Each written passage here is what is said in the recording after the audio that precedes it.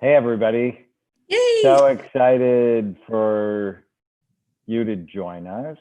I am here with Fallon Jordan, one of our super coaches, and we're going to kick off this Change Your Brain series by talking really what has one of the foundational conditions here at Amon Clinics, which is people who have ADD or ADHD. I'm a child psychiatrist, and half of my patients when we opened the clinic had ADD of one form or another. So any child who goes to see a child psychiatrist, about 50% will end up with the diagnosis of ADD. We're going to talk about Fallon's in a minute. And what's important is girls are often missed. And if you miss a girl, it can really negatively impact their lives. And they never sort of get to their potential and end up really frustrated. Some of the hallmark symptoms, short attention span, but it'll fool people because it's not for everything. It's for regular routine, everyday things, schoolwork, paperwork, chores, sort of the things that make life work, the things that are new, novel, highly interesting, stimulating, or frightening, they can do just fine because they have their own dopamine. Any of this make sense? Yes. The second one is distractibility. People with ADD just see too much. They hear too much. They start one thing and then they see, well, I haven't done that. And then, well, I haven't done that. And all of a sudden they've started 18 things and haven't finished any of them. Disorganization can be an issue, procrastination, and impulse control, where they might not think it all the way through before they say something or do something. And there's really, really mild ADD. People are incredibly functional, actually become CEOs of big organizations. And there's very severe ADD where people can't stay out of prison or off an addiction. And with an addiction, if you don't treat the ADD, they don't get better. And so, anyways, I'm talking a lot. I want Fallon to jump in. Fallon how long have you been with us? Almost 8 years. Wow. I mean, virtually ever since the Atlanta clinic opened in 2012. And she has just worked her way up the company. I mean, just consistently performs at a very high level and has talked to, goodness, I mean, probably 1,000 patients over the time, you know, little kids, old people, everybody in between. And I think of all the people who work with us, you just really understand what we do. And you understand it really from a personal level. Right. Talk about that. Absolutely. So my first scan was just a few months after I started at the clinic, and I didn't immediately send it to you because I was like terrified that you're going to be like, your brain looks horrible, you're fired. And so I sent you my third scan, which was a year later, and you're like, yeah, we can do XYZ and treat it this way. But when I started doing the questionnaires and talking to some of our docs in Atlanta, and they looked at my scans, they're like, you're probably a ring of fire kid because you have almost all of the same scan findings as someone that has ring of fire, which really resonated with me. It was really validating for my parents. I mean, I was a star student with the over-focused, anxious, limbic. Like if I wasn't the perfect student and did a perfect job, I would get depressed, I would get anxious. And then that kind of started to fade after my first concussion in 8th grade. And then as the concussions continued, playing sports, just weird fainting events that led me down a road of being tested for epilepsy, which thankfully were negative. But there's just like, it just kept compounding to the point where I didn't really realize how much it was affecting me and how different my life had become. I mean, I was kind of like a goody little Miss Two Shoes. And then by age 14, 15, I'm sneaking out of my parents' house, like doing everything I could to be defiant with them. So I had that aspect of kind of like that over-focused ADD, the oppositional defiant, that obsessive compulsive. And by the time I got to college, I was just kind of like, I just want to relax and have fun. And I did that, but it showed up in my schooling and I didn't do very well. And I still am so grateful that I was able to get my bachelor's. But I mean, it took me 5 years and involved a lot of really bad decisions that are still affecting me today that I'm treating. And that was kind of why I wanted to talk with you about it and share it with people that really don't understand even just the mild ADD, and especially for girls, what that can turn into. I mean, just the impulsive decisions, the inability to stay focused unless it's interesting, which thank goodness, like I haven't had to deal with that in recent years because I love my job, I love my friends, like I made a lot of changes in those areas. But there's just still so much residual stuff that I needed to work on as far as the impulsivity and the distractibility. And I'm so grateful. Should we share your scans? Shall we do that? Yeah, let's do it. And it's so weird because you don't think about it when you don't really know what a normal, quote unquote, normal ADD scan is supposed to look like. But then you see mine next to a normal and it's just like so active. And it's not surprising, but that's also why when I tried Adderall briefly, it made me manic. I mean, I couldn't sleep for 2 days on 10 or 15 milligrams of Adderall, which at that point I was very small. It was like 130 pounds taking this dose and my body just could not handle it at all. So it was validating for me when I saw the scans and realized like there's a reason why I didn't need a stimulant. I need something to calm my crazy busy brain down. Well, that's in fact the case. So let me pull up a healthy set of scans and just explain them to the audience. That would be awesome. So at Amon Clinics, we do a study called SPECT. And SPECT looks at blood flow and activity. It looks at how the brain works. And it basically tells us three things: good activity, too little, or too much. And then our job is to balance your brain. And the four images on the left look at the outside surface, and all it should be is full, even, and symmetrical. The top left is looking underneath the brain. So the top is the front, bottom is the back, and it should just be nice and full. The bottom right image is looking down from the top. So we just want to see it full, even. The color doesn't matter in this one, it's the shape. And then the other two are looking at it from the left side and the right side. The image on the right, and this is where it's going to be really important for Fallon, shows us the most active areas of the brain. And blue is average activity, red and white are the most active parts. So red is the top 15% of brain activity, white is the top 8%. So white really is the super hot spots. And in a healthy scan, it's back here in the cerebellum. The cerebellum has got half the brain's neurons. It's just critically important.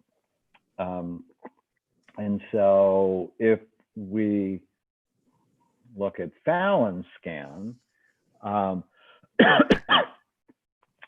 so this is your baseline scan. And here you have good cerebellar activity, but you've got all sorts of other things going on. And you talked about this pattern we call the ring of fire. It's like your brain is not low in activity, it's too high. And one of the first lessons I learned with ADD is it's not one thing. Give everybody a stimulant, you'll make some people better, and a whole bunch of other people worse. And, you know, I mean, that's was your experience when you went on a stimulant, it wasn't good for you. And here is the outside surface of your brain. And basically the outside at rest looks really good, that you have a healthy brain. And then when you try to concentrate, your cerebellum drops, actually fairly dramatically. And what does that mean? It means the harder you try, the worse it gets. And so if we go back to, this is baseline, see all this white, especially here in the back. And then when you try to concentrate, it drops. Are you showing my actual scans right now? Because I only still see the healthy. Oh, sorry. Let me, yes. Yeah, it's weird how my concentration and my resting scan, you need both to subtype ADD. They didn't look that much different, which, you know, was also validating. Like, although to me, they look busy. really different. Really? Okay, good. When I look at them, I see this is the baseline scan, lots of good activity back here. So this is called your posterior cingulate, your cerebellum, it's pretty busy. But then your basal ganglia is active, your cingulate's active. It's a ring of fire scan. And then, so here's the outside surface, which actually looks pretty good. And then when you concentrate, there's a lot less going on in the active scan. Your cerebellum is not as busy. Everything's just sort of like you try to activate your brain and actually deactivates. So what does that mean? The harder you try, the worse it gets. And here, there's less activity in your frontal lobe, especially on the right side.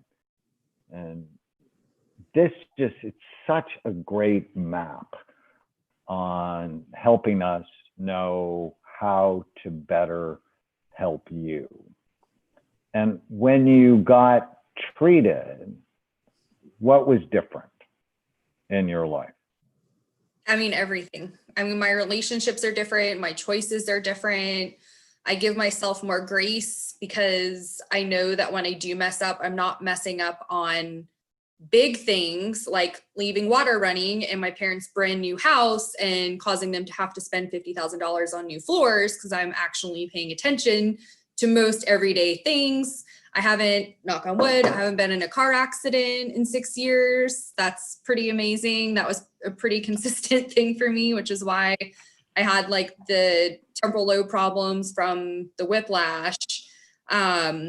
And I mean, a lot of it isn't just the scans. I mean, it's you, it's our doctors that have helped me. It's the other people that we're affiliated with that provided other services that I really needed, to really just look at everything at once instead of just focusing on one or two things. And seeing the scans was just what I really needed to kind of go down this road and really figure out how I can make myself the best version of myself. So if people are watching, if you've tried, like you really tried to be better and it doesn't work or it's not working, your brain may be the reason, and understanding your brain can just help so much. I often say, how do you know unless you look? Why would you fly blind if you didn't have to fly blind, right? I mean, no pilot would ever want to fly blind. They want to see, they want radar, they want all the things, I mean, all the opportunities that they can have. And that's what SPECT does for us. Now, a long time ago, I realized not everybody can get a scan. We have 8 clinics, soon to be 9. We have a new clinic coming in Dallas in the fall. But we have clinics in Manhattan and Washington, D.C., and Atlanta and Chicago, Bellevue, Washington, San Francisco, LA, and Orange County. So, I mean, so we're in driving distance for most people. But if you can't come and get a scan, we actually have online a free ADD type test, and it'll help you know what type of ADD you might have. We've talked about 7 different types, but then there are combinations of those types. It can actually be 30 some different types, but basically classic hyperactive, restless, impulsive, can't concentrate. What most people think of as ADHD, inattentive ADD, more common in girls. That's why they often don't get diagnosed, because they're not spinning or running around the classroom. They don't bring negative attention to themselves as much as the boys do, perhaps, but they're generally not hyperactive and often not terribly impulsive, but they don't concentrate very well, and they actually often have sleepy brains. There's a subtype called overfocused ADD, where the problem is not that they can't pay attention, it's they can't shift their attention. So they worry, they hold grudges, they get stuck. And if you're going to pay attention, you have to constantly shift your attention, because if you're still thinking about what Fallon said 5 minutes ago, well, then you haven't heard anything since then. There's also temporal lobe ADD, where one of your temporal lobes is not healthy, often from a car accident. Limbic ADD, which is sort of where depression and ADD cross each other.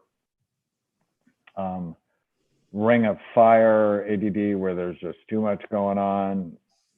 And anxious ADD, where the ADD plus the anxiety really interrupt with your ability to do things.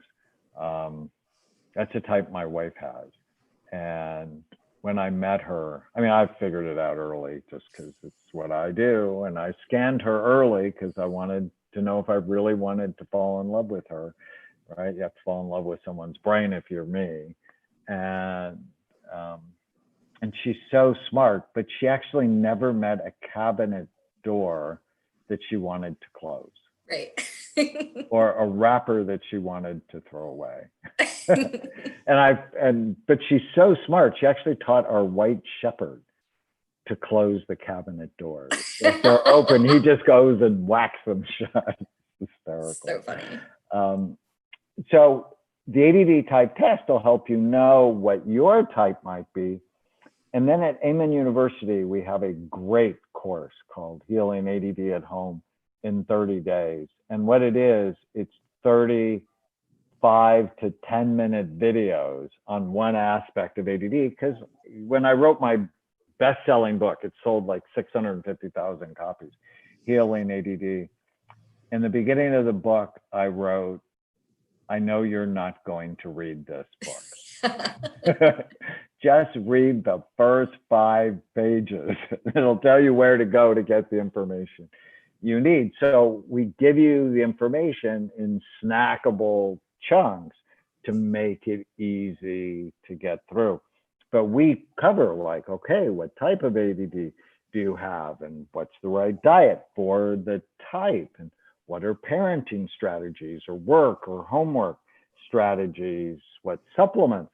We never say supplements will cure or treat ADD, but they certainly can support your mood, they can support your focus, and they can be helpful. What a lot of people don't know is omega-3 fatty acids, think of fish oil, that EPA, one of the components of fish oil, has been found to be really helpful to support the ADD brain. But DHA, not so much. And so you'll really learn about diet and supplements and exercises and some other innovative treatments for ADD.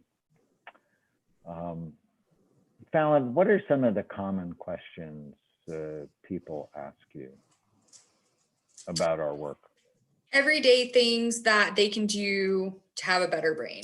And so my go-tos are drink a lot of water, get off sugar, start every day with 3 things that you're grateful for. At night, say 3 things that went well that day, especially COVID. I know that's like your favorite thing.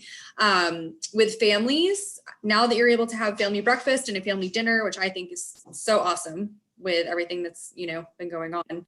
And I feel like that's even better way. It's almost like Thanksgiving dinner every day with your family, like being able to talk about some of the awesome things that happened. Definitely mindfulness and exercise are huge. Since I've been working remotely, I've been able to do exercise first thing in the morning, which never happened because I could never get my butt out of bed before being at the clinic at 8:30. And that's just completely changed so much about my day. It helps my focus. It helps my energy. My sleep is so much better.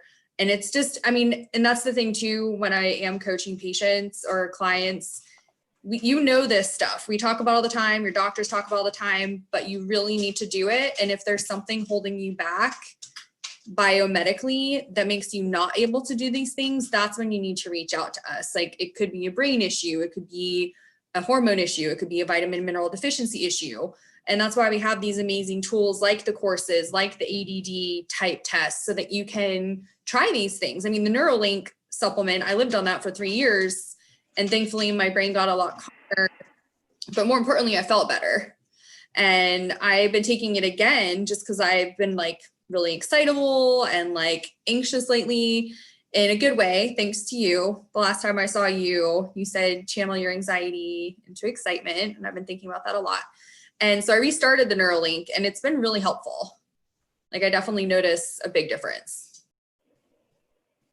Yeah. And I think for your brain, that would be useful to support. And how I actually created Neuralink is, it's actually one of the foundational reasons why we created BrainMD.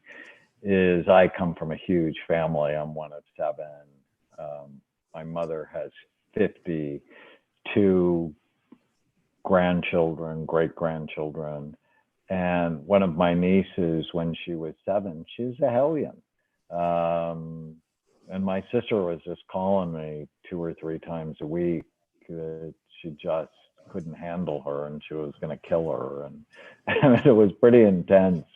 And she had a ring of fire brain.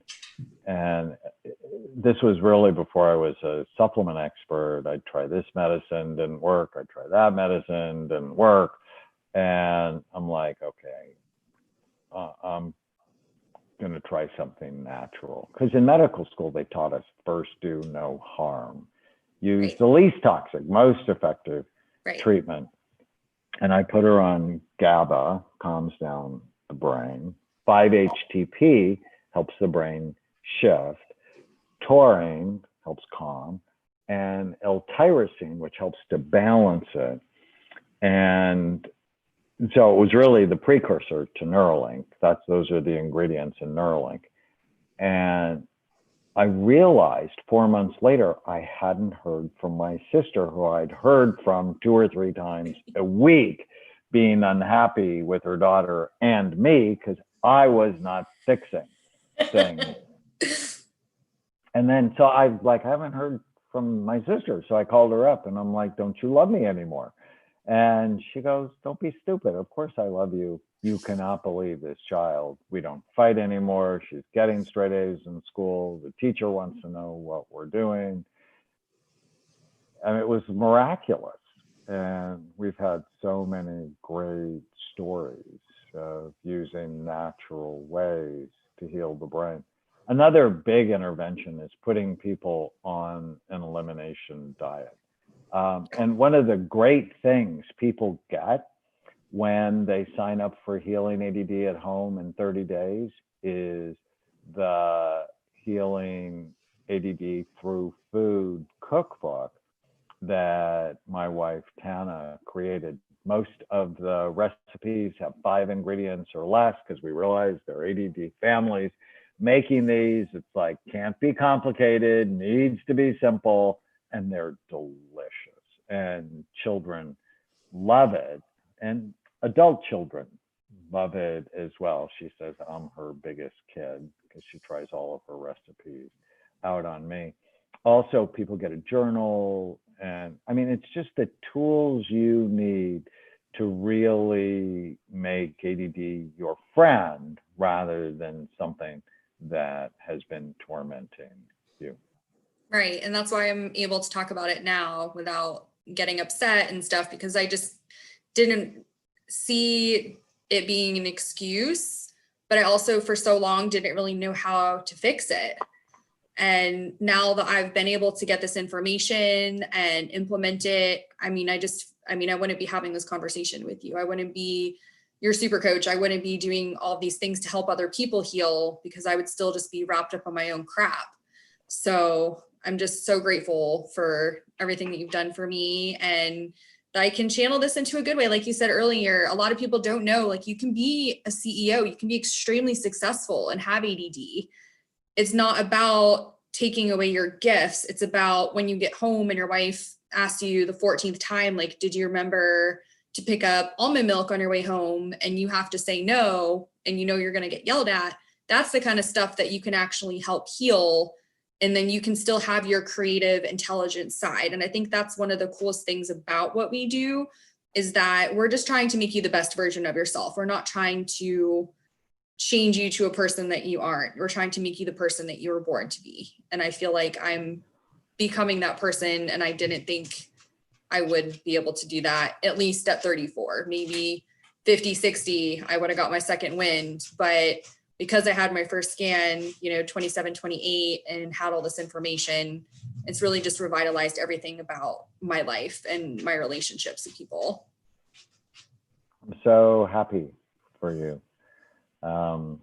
Initially, when women get diagnosed with ADD, sometimes they'll get depressed. And the reason they get depressed is they start to mourn the loss of what could have been. And so I'll frame it for them. It's like, yes, I understand. And that's hard. But at the same time, we got to get excited about what can be in the future. Right. And we're famous for changing brains, right? You're not stuck with the brain you have. You can make it better. And that's what we live for at Amon Clinics. We live to make good brains great. And that's what you've done by taking care of your brain.